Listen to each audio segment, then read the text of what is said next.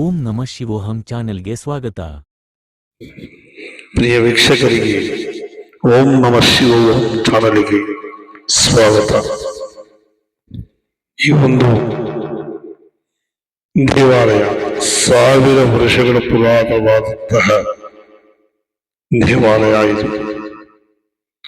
ಸುಮಾರು ಹಸಿರಾದ ವಾತಾವರಣದಲ್ಲಿ ಆಹ್ಲಾದಕರವಾಗಿ ಭಕ್ತಾದಿಗಳನ್ನು ತನ್ನ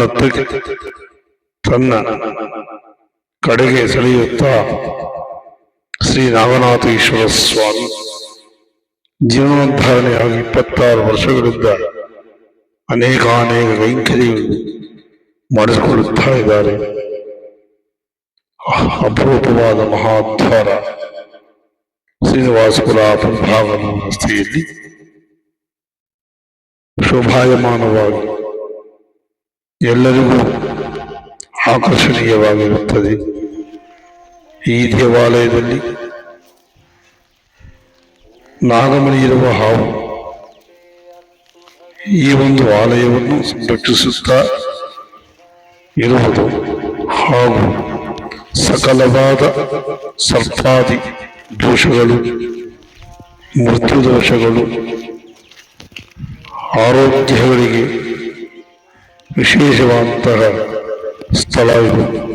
ಇಲ್ಲಿ ಭಕ್ತಾದಿಗಳು ಎಲ್ಲವನ್ನೂ ನಿವಾರಣೆ ಮಾಡಿಕೊಳ್ಳುತ್ತಿದ್ದಾರೆ. ಶಿವಂ ಶಾಂತಂ ಜಗನ್ನಾಥಂ ಲೋಕಾನುಗ್ರಹಕಾರಂ ಶಿವಮೇಕಪರಂ ಬಂದೇ ಶಿಖಾರಾಜ ನಮೋ ನಮಃ. ವಾಹನಂ ವೃಷಭೋ ಯಸ್ಯ ವಾಸುಕಿ ಕಂಠಭೂಷಣಂ ವಾಮೇ ಶಕ್ತಿಧರಂ ದೈವಂ ವಕಾರಾಜ ನಮೋ ನಮಃ. ಇದು 1000 ವರ್ಷಗಳ ಪುರಾತನವಾದಂತಹ ದೇವಾಲಯ ಇದು. ಈ ದೇವಾಲಯದಲ್ಲಿ ಸುಮಾರು 26 ವರ್ಷಗಳ ಹಿಂದೆ ಇಲ್ಲಿ ಜೀರ್ಣೋದ್ಧಾರಣೆ ಮಾಡಿ ಈ ಒಂದು ದೇವಾಲಯ ವಿಶೇಷವಾಗಿ ನಿರ್ಮಾಣವಾಗಿದೆ. ಇಲ್ಲಿ ಬಹುತೇಕ ಭಾಗ ಈ ಒಂದು ವಾತಾವರಣ ವಿಶೇಷವಾಗಿರುತ್ತದೆ ಇಲ್ಲಿ. ಯಾಕಂದ್ರೆ ಈ ಒಂದು ಗಿಡ ಮರಗಳು ಏನಿದೆಯೋ ಅದನ್ನ ಇಲ್ಲಿ ಉಳಿಸಿಕೊಂಡು ಯಾವುದೇ ಮರವನ್ನು ಕಡಿಯದೆ ಇಲ್ಲಿ ಆಲಯದಲ್ಲಿ ಆಹ್ಲಾದಕರ ವಾತಾವರಣ ಇಲ್ಲಿ ಸೃಷ್ಟಿ ಮಾಡಲಾಗುತ್ತದೆ. ಯಾಕಂದ್ರೆ ಮನುಷ್ಯನ ಜೀವನದಲ್ಲಿ 5 ಮರಗಳು ಶ್ರೇಷ್ಠವಾದಂತಹ ಮರಗಳು. ಒಂದು ಬೇವಿನ ಮರ ಹಾಗೂ ಆಲದ ಮರ, ಅಶ್ವತ್ಥ ಮರ ಹಾಗೂ ಮಾವಿನ ಮರ, ಇಂತಹ ಮರಗಳನ್ನ ನಾವು ನೆಡಬೇಕಂತೆ. ಈ ಒಂದು ಮರಗಳು ನೆಡೆದ್ರೆ ನಮಗೆ ಮಹಾಪುಣ್ಯಕರವಾದದ್ದು. ಇಲ್ಲಿ ನೋಡಿದ್ರೆ ಈ ಒಂದು ಮರ, ಈ ಮರ ಇದೆಯಲ್ಲ, ಇದು ಆಲದ ಮರ. ಇದು ವಿಶೇಷವಾಗಿ ಬೆಳೆದಿದೆ. ಇದು ಇಲ್ಲಿ 2 ಮರಗಳಿದೆ ಹಾಗೂ ಇಲ್ಲಿ ಒಂದು ರಚೆ. ಈ ರಚೆಯಲ್ಲಿ ಒಂದು ಅಶ್ವತ್ಥ ಮರ ಇದೆ ಹಾಗೂ ಇಲ್ಲಿ ಬೇವಿನ ಮರ. ಈ ತರ ಎಲ್ಲ ಮರಗಳು. ಇದು ಒಂದು ಕ್ಷೇತ್ರ ಅಂದ್ರೆ ಶ್ರೀನಿವಾಸಪುರ ತಾಲೂಕು ಪ್ರಪಂಚ ಪ್ರಸಿದ್ಧವಾದಂತಹ ಒಂದು ವಿಶೇಷವಾದಂತಹ ಒಂದು ಕ್ಷೇತ್ರ ಇದೆ.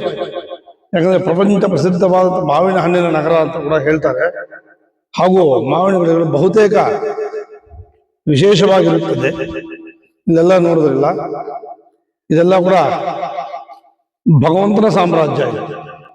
ನಾಗನಾಥೇಶ್ವರ ಸ್ವಾಮಿ ಸಾಮ್ರಾಜ್ಯ ಇದು. ಇಲ್ಲಿ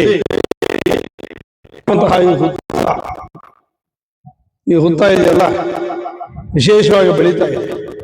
ಸುಮಾರು ವರ್ಷಗಳಿಂದ ಈ ಒಂದು ಹುತ್ತದಲ್ಲಿ ನಾಗಮಣಿ ಇರುವ ಹಾವು ಇರುತ್ತದೆ ಅಂತ ಒಂದು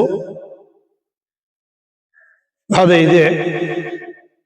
ಭಗವಂತ ಇದರಲ್ಲಿ ನಡೆದು ಪ್ರತಿದಿನ ಇಲ್ಲಿ ಬೆಳೀತಾ ಇದ್ದಾರೆ.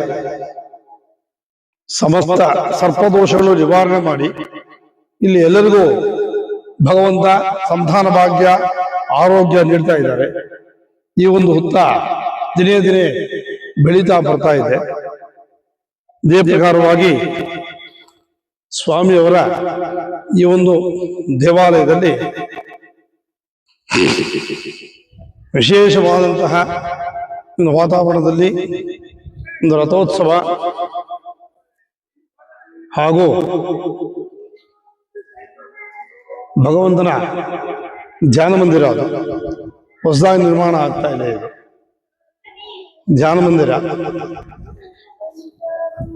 ಈ ಧ್ಯಾನ ಮಂದಿರದಲ್ಲಿ ಈ ಒಂದು ಧ್ಯಾನ ಮಂದಿರ ವಿಶೇಷವಾಗಿರುತ್ತದೆ.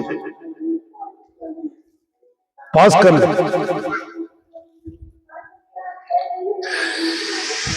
ದೇವಾಲಯವು ಸಹ ಕಲ್ಲಿನ ಗೋಡೆಗಳಿಂದ ನಿರ್ಮಾಣವಾಗಿ ವಿಶೇಷವಾಗಿರುತ್ತದೆ ಇದು. ಹಾಗೂ